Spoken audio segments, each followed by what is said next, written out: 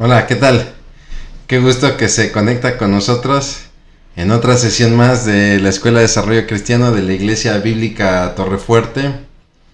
En este curso que es el Evangelio de Marcos, el segundo Evangelio del Nuevo Testamento, el cual pues estamos llegando ya prácticamente al final del curso. Damos muchas gracias a Dios porque pues hoy sería nuestra sesión número 12, la 12ª sesión de este curso, donde hemos estudiado los 16 capítulos de este maravilloso evangelio. Como hemos mencionado, un evangelio cortito, es cierto, un evangelio que quizá no se centra tanto en la demostración de Jesús como el Mesías en una línea genealógica, como lo hará Mateo, por ejemplo, donde no se ahondará en el Jesús teológico, doctrinal, como lo hace Lucas, ¿no? Pero sí donde Marcos nos presenta a este Jesús que trabaja para el Padre, que es aquel que vino a servir y a dar su vida por nosotros, ¿no? Esa es la esencia del Jesús que se nos muestra en el libro o en el Evangelio de Marcos. Entonces, si bien le parece, vamos a hacer una breve oración y arrancaremos ya con nuestra última sesión del Evangelio de Marcos. Vamos a orar. Bendito Dios, Padre, te damos muchas gracias por cuanto eres bueno. Gracias porque nos permites, Dios, y nos has permitido el estudiar este Evangelio, el cual hoy con tu ayuda podremos cerrar. Gracias por todas las verdades aquí estudiadas, por todo aquello que nos ha permitido conocerte un poco más, conocer tu corazón. Ayúdanos a caminar en todo esto que aprendemos, Padre, aplicándolo a nuestra vida para la gloria de tu nombre. Te damos gracias en Cristo Jesús. Amén. Muy bien. Pues le decía que estamos ya prácticamente en esta sesión 12 de nuestro curso, cerrando ya el capítulo 16 del Evangelio de Marcos, basándonos precisamente en este comentario bíblico de Arturo Collins, que es Jesucristo en acción, ¿no? Haciendo alusión precisamente a lo que mencionaba yo hace un momento, ¿no? Donde lo que se presenta no es tanto el Jesús doctrinal, no es tanto el Jesús que cumple la línea davídica, la línea genealógica, no, es más bien este Jesús que está sirviendo en todo tiempo. No quiere decir que, cuando yo digo que no trabaja el Jesús doctrinal, no quiere decir que no nos muestra la doctrina de Jesús, ¿no?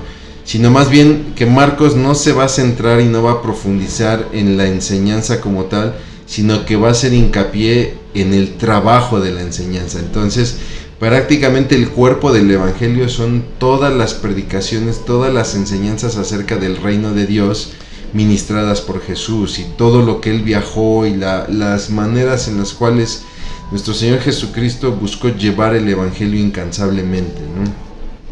Y bueno, damos muchas gracias a Dios por estos recursos, porque son muy valiosos para nuestros cursos. Aquí Arturo Collins llama a su capítulo número 12, Jesucristo triunfa sobre la muerte. ¿Por qué? Porque en la sesión anterior hablamos acerca de la muerte, de la crucifixión y muerte de nuestro Señor Jesucristo. Y bueno, pues en la sesión de hoy ahora arrancaremos con el acto glorioso de su resurrección. Mire, hay muchos triunfos en la vida. Yo le pido que piense, por ejemplo, en la Copa Mundial de Fútbol, ¿no? Que es uno de los eventos más populares que se dan a nivel mundial, donde obviamente pues nos maravilla el equipo que logra ganar la Copa Mundial de Fútbol. He conocido gente que ni le gusta el fútbol, pero les gusta ver la final de la Copa Mundial de Fútbol por todas las emociones y por lo que representa ganar un premio como ese. Y así podríamos hablar de otros triunfos, como sería alcanzar la cima del Everest, ¿no? Como sería el ganar premios de corte humanista, si me permite, o más bien altruista, ¿no? Premios como podría ser el premio Nobel a la investigación, el premio Pulitzer a la edición y al reportaje, etcétera, ¿no?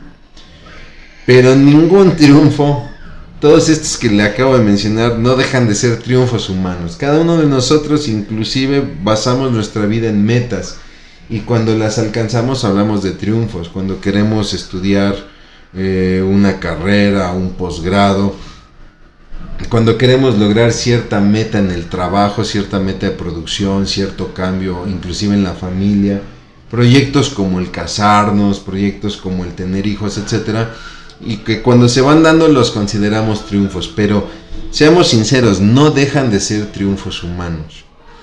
Pero el triunfo de Jesús en la cruz, el triunfo de Jesucristo sobre la muerte, es el mayor triunfo que se ha dado en la historia. Es el triunfo sobre todo triunfo. Lo curioso aquí, y que no tenemos que perder de vista, es que aunque muchos no lo piensan así, el diablo, cuando Jesús estaba siendo crucificado, el diablo en verdad creyó que él tenía la victoria. Muchos dicen: mi hermano, es que no, el diablo conoce las escrituras y sabía lo que iba a pasar. Bueno, si nos ubicamos en la época, no se había escrito todavía el Nuevo Testamento, ¿no? Y lo que existían eran las escrituras del Antiguo Testamento, la ley, los profetas, la sabiduría, donde muchas de las profecías, es cierto, hablaban de un rey vencedor, pero no era muy claro ni para los judíos ni para los habitantes de la época, no era muy claro el que Jesucristo iba a resucitar. Esto se volvió muy claro a raíz de la resurrección de Jesucristo. Y si bien es cierto que el diablo conocía o conoce las escrituras, en ese tiempo conocía las escrituras hasta ese momento, donde se salió de presupuesto el que Jesús iba a ser levantado del sepulcro. Entonces, pese a que estaba profetizado en Génesis: enemistad pondré entre ti, entre la simiente de la mujer, y entre ti y tu simiente, ¿no? Donde tú le herirás en la cabeza y ella te herirá en el calcañar. El diablo pensó realmente que cuando Jesús estaba siendo crucificado, este Jesús que no pudo frenar en la tentación en el desierto, que por más que le ofreció todos los reinos de la tierra no accedió, este Jesús que estuvo quebrantado, agonizando en el Getsemaní, y que era el momento propicio para que mejor se echara para atrás, como decimos, este Jesús que cae en manos de un juicio injusto en casa de Anás, de Caifás, del propio Pilato, donde es severamente castigado, golpeado, atravesado en la cruz, Satanás tuvo la idea, tuvo el pensamiento de que había vencido. Y para sorpresa de él, como para sorpresa también de muchos de los discípulos, si nosotros revisamos el contexto, los discípulos estaban atravesando un cuadro depresivo muy fuerte, no solamente porque el Señor había muerto, sino la manera en cómo había muerto. Sin embargo, mi hermano, mi hermana, todo esto no fue otra cosa sino una herida en el calcañar. Porque Jesús es levantado del sepulcro, Jesús es levantado por la gloria del Padre de la muerte, de la tumba. Y ahí es donde Jesús da el golpe mortal a la cabeza de Satanás. Un golpe que él no se esperaba. Y donde la sentencia de Satanás ha sido dictada. No la hemos visto aún, pero está dada. Y ahora él, eso sí lo sabe. Ahora él sabe que será echado al fuego del lago, al lago de fuego ardiente, Él lo sabe ahora, ¿no? Pero en ese momento él creía tener la victoria. Pero independientemente de lo que pueda o no pensar Satanás, lo que a nosotros impacta esta verdad es que es gracias a la resurrección de Jesús que nosotros podemos tener convicción de nuestra resurrección y de todo lo que ha de venir. Entonces es un tema por demás maravilloso siempre hablar de la resurrección de Cristo Jesús. Arranca el capítulo 16 de Marcos, donde nos dice que unas mujeres habían sido testigos de todo el proceso penal de Jesús y sobre todo de su crucifixión, y que ellas habían visto dónde había sido sepultado Jesús. Lucas nos aclara que esa noche, recuerde que Jesús falleció a las 3 de la tarde y horas después lo bajan de la cruz. Estaríamos hablando por ahí de las 6 de la tarde. Lo bajan de la cruz. José de Arimatea pide el cuerpo a Pilato, lo bajan de la cruz. José de Arimatea y Nicodemo comienzan a preparar el cuerpo y los lienzos, ¿no? Mientras las mujeres, que para ser específicos estamos hablando tanto de María Magdalena como de María la madre de Jacobo y Salomé, estas tres mujeres, pues ellas también en la noche están preparando las especias aromáticas y los ungüentos, ¿no? Ellas descansan, como todos, descansarán el día siguiente, el sábado, ¿no? Bueno, lo harán desde que se oculta el sol del viernes y prácticamente el sábado. ¿Por qué? Porque es el día de reposo. Pero llega el primer día de la semana, temprano, el domingo, donde ellas ahora van al sepulcro para seguir preparando el cuerpo, ¿no?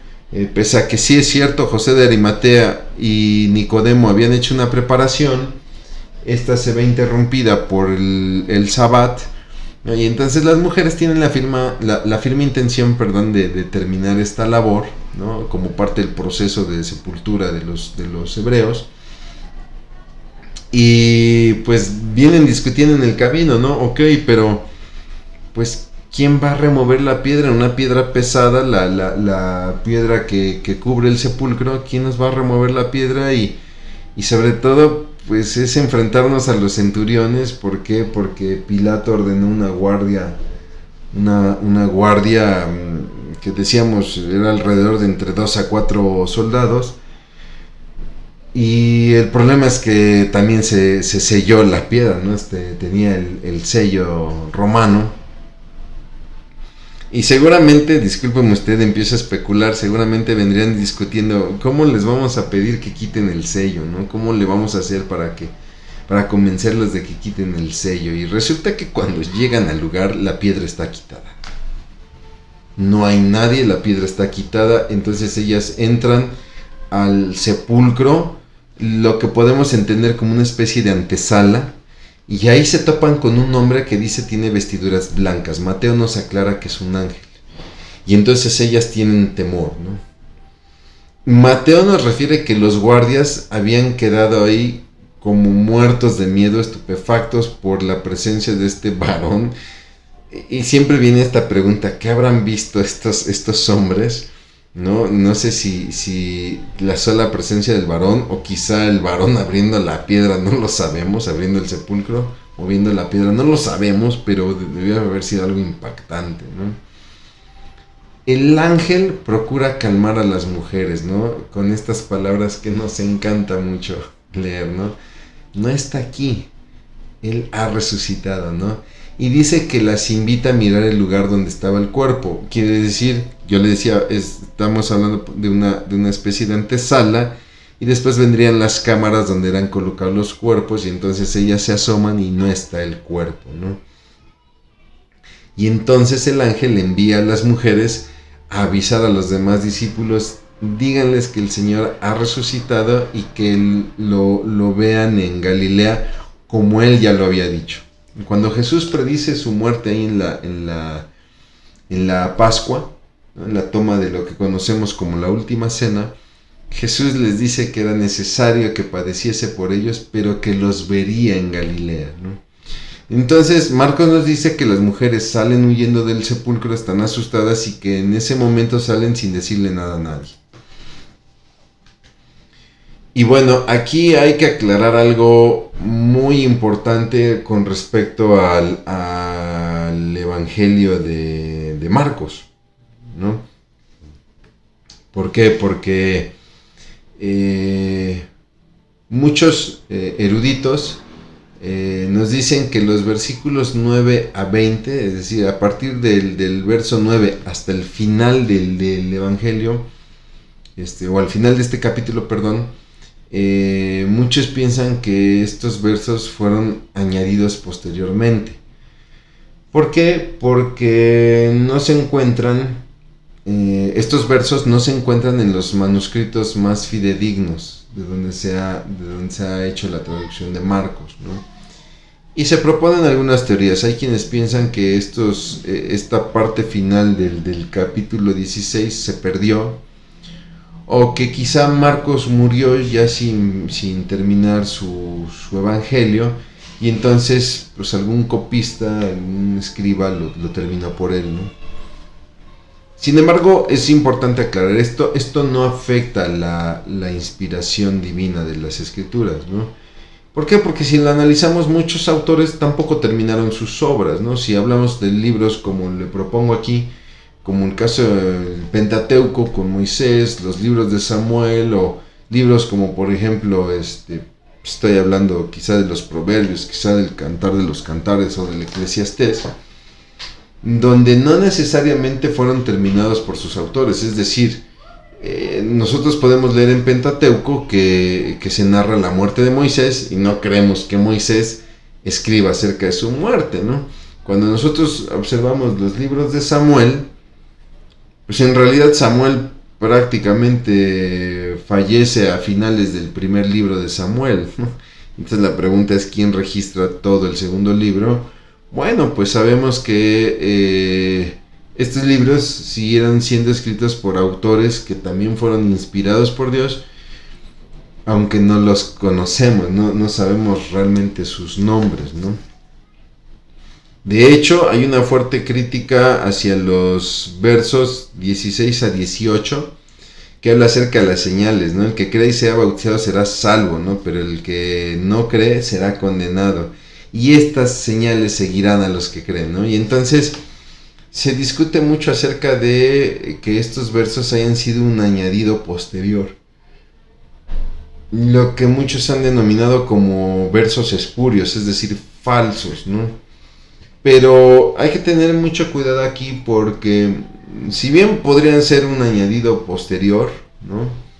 Hay que tomar en cuenta que estos no contradicen las verdades del Evangelio. Es decir, en el Evangelio nosotros vemos sucesos en los que demonios son echados fuera, donde sí se da el asunto de hablar nuevas lenguas, como sucedió ahí en Hechos 2, donde los discípulos reciben el Espíritu Santo y comienzan a hablar nuevas lenguas, no refiriéndose a lenguas que no existían, ¿no?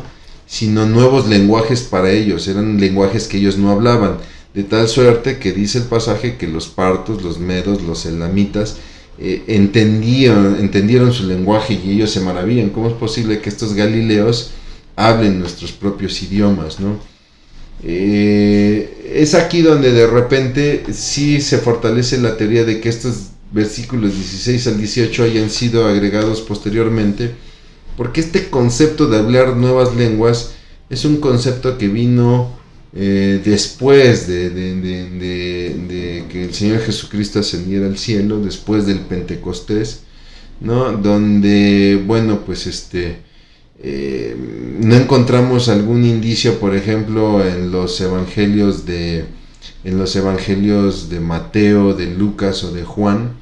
No encontramos algún indicio que hable de hablar nuevas lenguas. Sí lo encontramos ya en indicios del libro de Hechos o en las epístolas paulinas, ¿no? Otras señales, como son el caso de pisar serpientes y escorpiones, ¿no?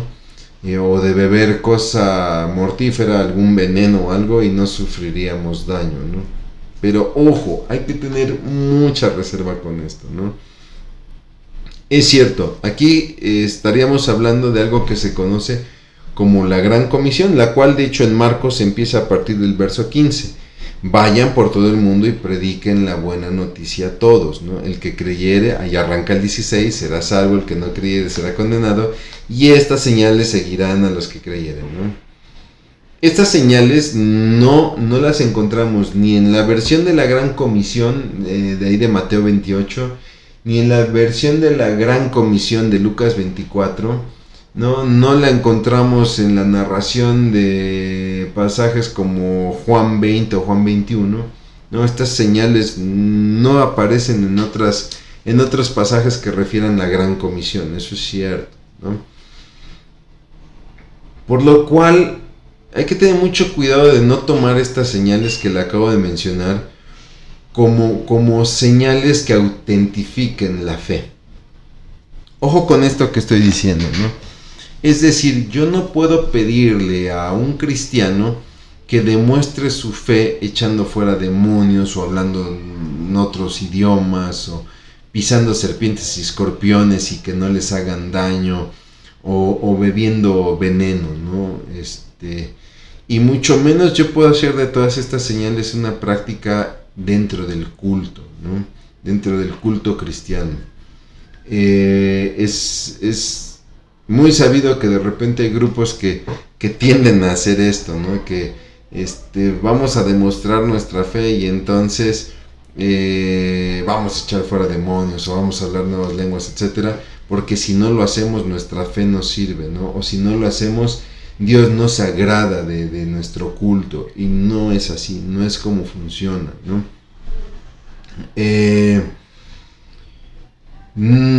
La señal de fe, si nosotros tratamos de buscar señales de fe, ¿cómo yo sé si una persona tiene fe o no?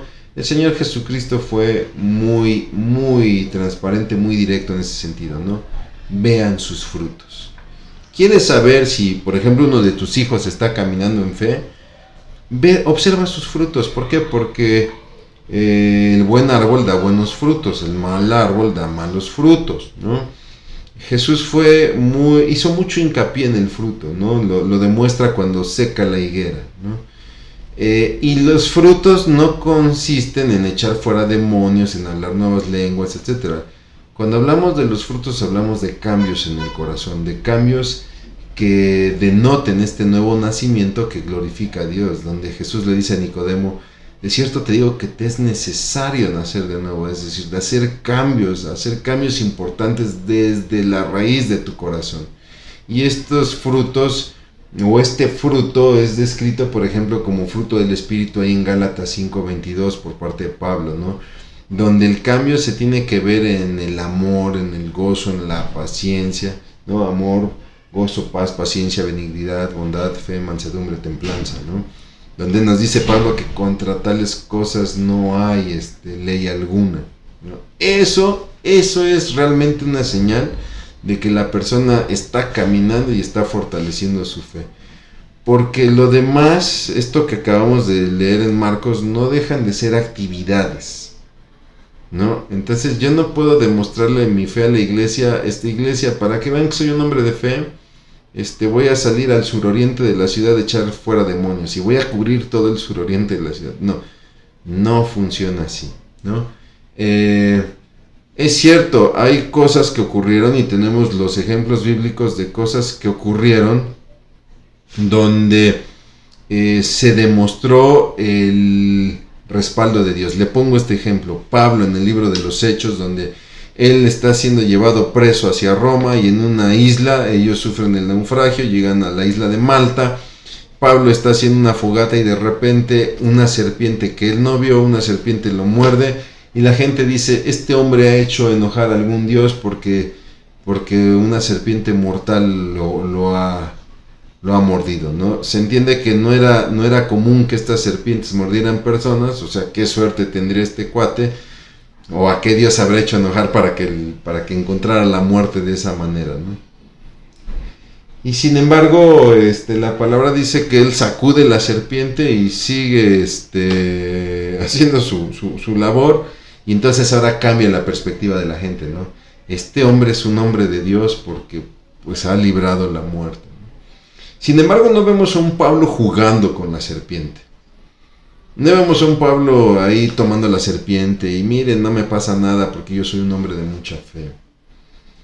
No se trata de que el próximo domingo mis hermanos vamos a soltar escorpiones y tienen que mostrar su fe. No, No funciona así. Y hay que tener mucho cuidado en ese sentido, porque de repente nosotros tomamos algunas acciones, algunas actividades para volverlas como estándares de fe, ¿no? Debemos considerar también la temporalidad de la autenticación del Evangelio. ¿A qué me refiero con esto? Hubo muchas obras, hubo muchas señales que se realizaron en estos tiempos. ¿Por qué? Porque lo que se buscaba era darle autenticidad al Evangelio que se predicaba. Pero mi hermano, a partir de que Juan nos deja los escritos del Apocalipsis, con eso se cierra prácticamente toda la descripción del Evangelio en la Escritura, y hoy en día la Biblia se autentifica por sí sola. El Evangelio está autentificado por las Escrituras, por lo cual, siendo sinceros, ya no es necesario el echar fuera demonios, el hablar nuevas lenguas, el pisar serpientes, escorpiones, el beber cosa mortífera, el orar por otros y que estos sanen, para darle autenticidad al Evangelio. Y por favor, no me juzgue antes de tiempo. No quiero decir que no deba de pasar o que Dios no lo puede hacer. No es eso. Pero ya no es un requisito para que el Evangelio sea auténtico. Tenemos el testimonio de muchos misioneros que de repente llegan a un lugar, a lugares recónditos, donde la idolatría es muy fuerte, y cuando ellos comparten el Evangelio, obviamente es algo difícil para habitantes que por años han tenido una religión, han adorado a ciertos dioses, y donde de repente Dios obra un milagro para autentificar el mensaje que estos varones llevan, ¿no? O sea, es claro que es una posibilidad latente, pero no puede ser una condición en la iglesia para autentificar la fe. Mi hermano, si tú quieres saber si tu fe es auténtica, pues primero tienes que preguntarte si ha habido cambios en tu corazón. No cambios en tu vida, porque hay muchos me dirán, sí, mi hermano, mi vida cambió porque cambié de trabajo. Bueno, pero en tu corazón, en la relación con tu esposa, con tus hijos, con tu jefe, con tus vecinos, hay cambios. Entonces, mi hermano, tu fe está siendo efectiva. ¿Por qué? Porque sí te estás rindiendo al señorío de Cristo, ¿no? Entonces vale la pena, interesante el paréntesis que hay que hacer sobre estos versículos del capítulo 16, considerados quizá como alguna especie de adaptación, ¿no? Pero bueno, regresemos a nuestro tema. Considerando estos versículos, viene la narración de las apariciones de Jesús, donde dice que en Marcos nos dice que se aparece a María Magdalena, y que ella entonces le dice a los discípulos, dice la palabra, le contó a los que habían estado con él, ¿no? Y nosotros inmediatamente siempre pensamos, cuando la Biblia nos dice los discípulos de Jesús, siempre tendemos a pensar en los 12, ¿no? Pero no, tenemos que entender que muchas veces se refería a un grupo mayor, o sea, muchos habían estado con Jesús constantemente. Es cierto, él nombró a 12 apóstoles, y aún así de ellos todavía redujo a 3 como los más íntimos, pero de los que andaban constantemente con él, al menos sabemos que sí eran unos 70, ¿no? Quizás hasta más, pero al menos sabemos que eran fácil unos 70, que son los que son enviados a predicar, ¿no? Ellas María Magdalena les cuenta, ¿no? que ha visto al Señor, los encuentra tristes, llorando. Les repito, este cuadro, pues no es para menos, ¿no? Aquel que yo vi caminar sobre el mar, aquel que yo vi cómo ponía sus manos sobre los enfermos y sanaban, aquel que habló a mi corazón, aquel que me trajo esperanza, aquel que me habló de un Dios que está por mí.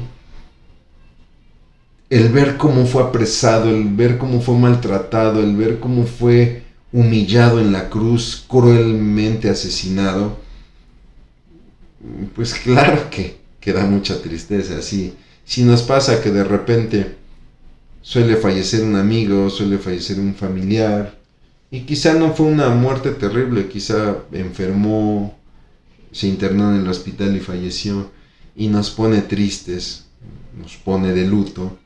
Pues imagínense cómo no estarían los discípulos, ¿no? Cuando escuchan estas palabras de María Magdalena, no le creen, no le creen. Sin embargo, vendrá una serie de apariciones. Yo aquí le puse un resumen del resto de las apariciones. Por ejemplo, Mateo nos dice que se le apareció a las mujeres quienes abrazaron sus pies. Hay quienes consideran que esta aparición a las mujeres es aparte de la aparición que nos relata Marcos a María Magdalena. Marcos nos dice que se le aparece a María Magdalena. Mateo nos dice que se le apareció a las mujeres. Y hay quienes dicen, son dos eventos distintos. Primero a María Magdalena, luego a las mujeres. Muchos otros dicen, no, es el mismo evento. Se le apareció a María Magdalena y a las mujeres. Marcos se centra en la persona de María Magdalena. Mateo lo generalizó con las mujeres, ¿no? Entonces eso no causa tanto conflicto. El que causa conflicto es el siguiente. Lucas nos dice que se le aparece a Pedro. Y aquí es donde muchos de repente tienen este shock. Se me fue la palabra, disculpe. Pero tienen como esta contrariedad de... A ver, entonces, ¿a quién se le apareció primero? ¿A María Magdalena o a Pedro, no? Bueno, hay que recordar que en realidad los evangelios no buscan ser cronológicos, ¿no? Simplemente buscan narrarnos el ministerio de Jesús. Y la resurrección de Jesús en realidad es parte de su ministerio, ¿no? Y bueno, Lucas nos narra que se le apareció a Pedro. ¿Por qué? Porque Lucas no es cronológico. Nos dice que se le aparece a dos discípulos camino a Emaús. Y que cuando los discípulos se dan cuenta que es Jesús, dice que van a ver a los otros 11 discípulos, y les dicen que se les apareció el Señor que ya se le había aparecido a Pedro. Entonces, por Lucas sabemos que primero se apareció a Pedro y luego a los discípulos de Emaús. Pero ojo, antes se había aparecido Jesús a María Magdalena y a las mujeres, ¿no? Entonces sí podemos seguir esta cronología. Jesús se aparece a María Magdalena, a las mujeres, quizá en un mismo evento. Yo en lo personal, yo soy de la idea de que Marcos se centró en la persona de María Magdalena, Mateo se centró en la generalidad de las mujeres, ¿no? Pero no me extraña que pudieran ser dos eventos diferentes.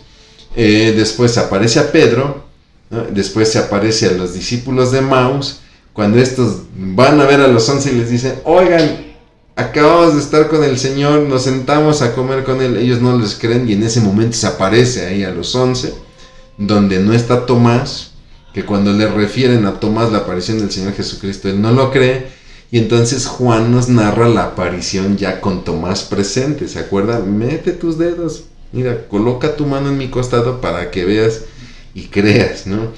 Después Mateo nos habla de la aparición a los 11 en Galilea, como lo había planeado el Señor Jesucristo, ¿no? Es necesario que el Hijo del Hombre sea entregado, pero será levantado de los muertos al tercer día, y yo los veré en Galilea, ¿no?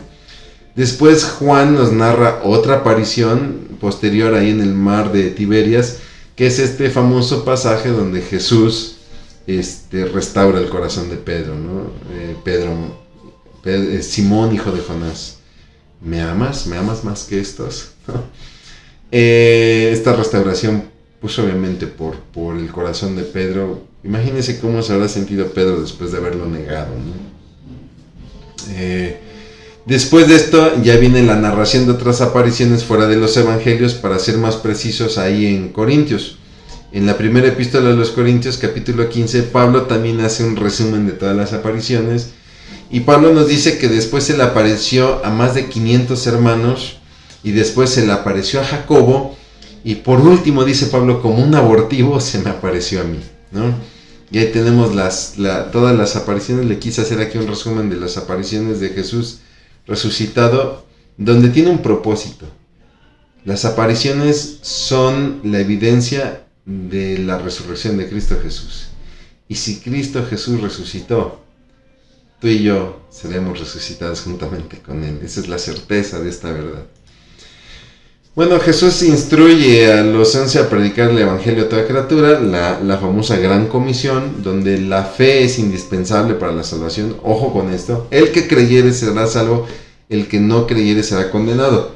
De repente hay quienes dicen que aquí se puede explicar la salvación a través del bautismo, que el bautismo es el que nos salva, porque dice la Biblia que el que creyere y fuere bautizado será salvo, y el que no creyere y fuere bautizado será condenado, ¿no?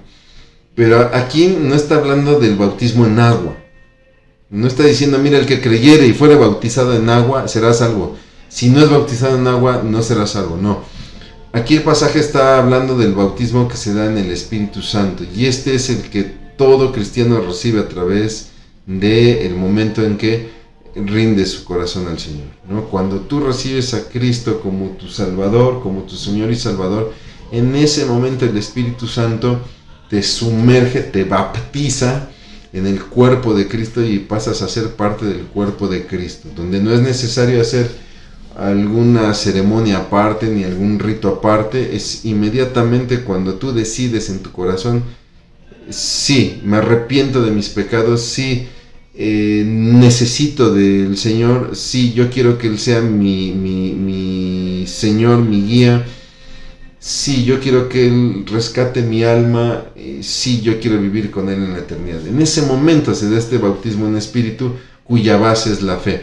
El bautismo en agua tiene otro propósito. El bautismo en agua es un testimonio público, donde yo a todos los que están alrededor, todos los que están viendo, les estoy demostrando que en ese momento yo estoy muriendo a mi viejo yo, y estoy comprometiéndome a una nueva vida en Cristo, ¿no? Por eso es que de repente yo les digo a los hermanos, si se van a bautizar, inviten a sus familiares, vecinos, conocidos, compañeros del trabajo, ¿no? ¿Por qué? Porque es un evento de mucho testimonio también para ellos, ¿no? Es de mucho compromiso, porque les estás diciendo que vas a vivir una vida diferente y ellos tendrán que ver esos cambios. Y muchas veces tenemos miedo a ese compromiso. Pero créame, si en verdad a usted le duele que sus familiares se estén perdiendo, que sus amigos se estén perdiendo, es de mucho valor este momento, y por eso es importante invitarlos, porque cuando ellos sean testigos de esto y con el tiempo empiecen a ver esos cambios, créame, ellos también buscarán al Señor, ¿no? Los apóstoles bautizaban en agua como un testimonio de compromiso y obediencia, como lo hacemos hoy en día, pero no se está refiriendo a la salvación. Bien, una vez que Jesús da las instrucciones de esto que conocemos como la Gran Comisión, dice Marcos que Él asciende a la diestra del Padre, es decir, pues volvió a su lugar glorioso. Ojo, no estoy diciendo que perdió su gloria, ¿no? Él volvió a su lugar glorioso, pero Jesús siempre fue nuestro Dios glorioso, siempre ha sido, es y será nuestro Dios glorioso. Pero cuando Jesús asciende, la ascensión del Señor Jesucristo es una doctrina muy hermosa, porque de entrada es la doctrina en la cual su obra es finalizada, ¿no? Es cierto, cuando Jesús dice en la cruz, consumado es el sacrificio. Pero la resurrección es la garantía de la vida eterna en todos nosotros, y la ascensión es nuevamente nuestro Señor Jesucristo en su trono, ¿no? En el lugar de donde Él vino, ¿no? Es un lugar de donde Él vino a esta tierra y a donde Él ahora regresaba, ¿no? Y es la contestación a una oración muy hermosa, ¿no? Que Jesús hace ahí en Juan 17, cuando, si me permiten, le voy a compartir el pasaje. Juan prácticamente nos narra, dentro de la última cena, una oración muy hermosa de intercesión del Señor Jesucristo por sus discípulos, por sus apóstoles, y usted la puede encontrar ahí en todo el capítulo 17 de Juan, ¿no? Pero para ser más precisos, ahí en el 5, dice: ahora, Padre, llévame a la gloria que compartíamos antes de que comenzara el mundo, ¿no? Se lo leo en Reina Valera. Reina Valera 60 dice: ahora pues, Padre, glorifícame tú al lado tuyo con aquella gloria que tuve contigo antes de que el mundo fuese. Y ahí se dio precisamente en la ascensión, donde ahorita nuestro Señor Jesucristo está reinando a la diestra del poder de Dios. Es así entonces que Marcos pues prácticamente termina su evangelio registrando que los apóstoles salieron a predicar, respondieron a esa gran comisión del versículo 15, ¿no? Y el Señor les confirmaba, les autentificaba esa obra, ¿no? Y bueno, pues hay mucho que reflexionar acá, ¿no? ¿Qué papel considera usted en lo personal que deben de jugar los milagros y las señales en su vida cristiana? ¿No? Es decir, ¿usted considera que los milagros y las señales son un estándar de fe y que si los hermanos no hacen milagros o no dan señales, no están bien en su fe? De repente escucho comentarios como: ay, es que esa iglesia no es correcta porque no sucede nada ahí, ¿no? Entonces Dios no se está moviendo en esa iglesia porque no sucede nada, ¿no? ¿En serio? ¿Ese sería el estándar de fe y de espiritualidad de una persona, de una comunidad, de una iglesia? Entonces, ¿qué papel debe de jugar los milagros y las señales? Le repito, no se trata de que estos ya se acabaron y ya no puede haber. No, si los hay, entonces, ¿qué papel desempeñan? ¿Cómo impacta en su vida el testimonio de la resurrección de Jesús? ¿Cómo le afecta a usted cuando de repente lee pasajes como aquel en el que el sepulcro está abierto y donde el varón dice: ya no está aquí, él resucitó como lo ha dicho, ¿no? Vámonos un poquito más profundo. ¿Qué significa para usted que Jesús haya vencido a la muerte? Es cierto, Jesús resucitó, fue levantado del sepulcro, pero para lograr eso tuvo que vencer la muerte. ¿Qué significa eso en nuestra vida, ¿no? ¿Y cómo le impacta a usted la vida de Jesús como siervo fiel? Una vez que hemos estudiado todo este evangelio, donde Marcos nos ha mostrado a este Jesús pues como el siervo de Dios, un siervo fiel, un siervo que vino a dar su vida por todos nosotros. ¿Cómo impacta eso en su cristianismo? Mi hermano, mi hermana, yo le agradezco en verdad muchísimo que me haya dado la oportunidad de poder estudiar juntos este curso del Evangelio de Marcos, como le decía yo, evangelio muy breve pero muy rico. Damos muchas gracias a Dios porque nos ha permitido desarrollar este curso. Y bueno, para terminar haré una oración. Vamos a orar. Bendito Padre, te damos muchas gracias por cuanto eres bueno, mi Dios. Gracias, Padre, mi Señor, porque, mi Dios, hasta aquí tú nos has permitido estudiar tu palabra. Gracias por este maravilloso evangelio. Te pedimos, Señor, que lo atesores en nuestro corazón y que nos permitas caminar en sus preceptos, Padre, para, Señor, poder agradarte, poder glorificarte. Ayúdanos no solamente a ser oidores de la palabra, sino hacedores, y que no pase un día, Señor, en que no bendigamos a alguien, Padre, Señor, a través de todas estas verdades. Te damos muchas gracias en Cristo Jesús. Amén. Pues mi hermano, mi hermana, le agradezco mucho. Que Dios le bendiga.